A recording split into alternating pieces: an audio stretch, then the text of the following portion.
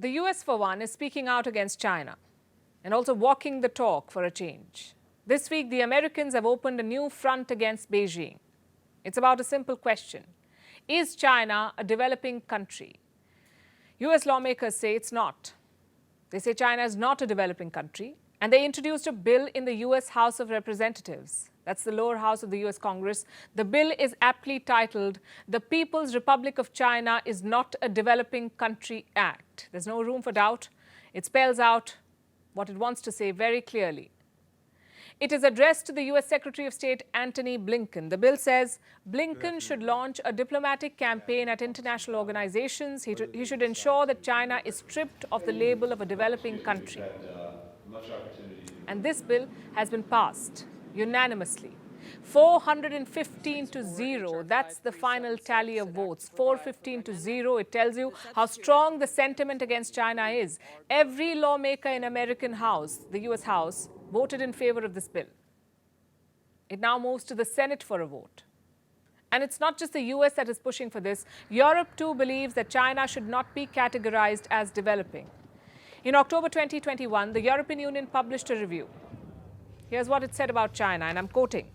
One way for China to show leadership would be by refraining from claiming benefits that would correspond to a developing country in ongoing negotiations. And Australia is of the same view. In 2021, Australia asked China to give up its access to special and differential treatment as a developing country. So the idea has wide support.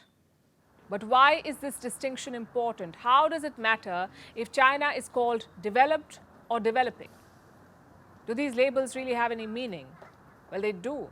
And they do make a lot of difference. As of today, all leading international organizations bracket China as a developing country. We're talking about the United Nations, the World Bank, the World Trade Organization, or WTO. All of them call China developing. And on what basis do they do this? How is one country called developing and another called developed? You see, each organization has its own criteria. The World Bank, for instance, classifies countries on the basis of gross national income. But the WTO does not accept this definition. In fact, the WTO has no benchmarks whatsoever. At the World Trade Organization, every member can allocate itself into the group it wants to. So each member decides how it wants to be categorized. The WTO has 164 members, and 2/3 of these members call themselves developing countries. That's around 109 countries. They're developing. And India is part of this list, so is China.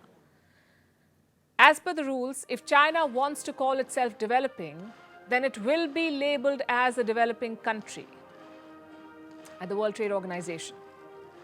But why does China want this label?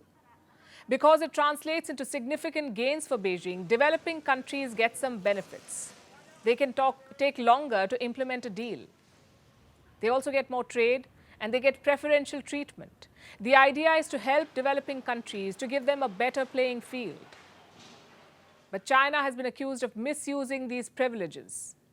There's a long list of charges against China, like preferential treatment for state enterprises, data restrictions, lack of enforcement of intellectual property rules.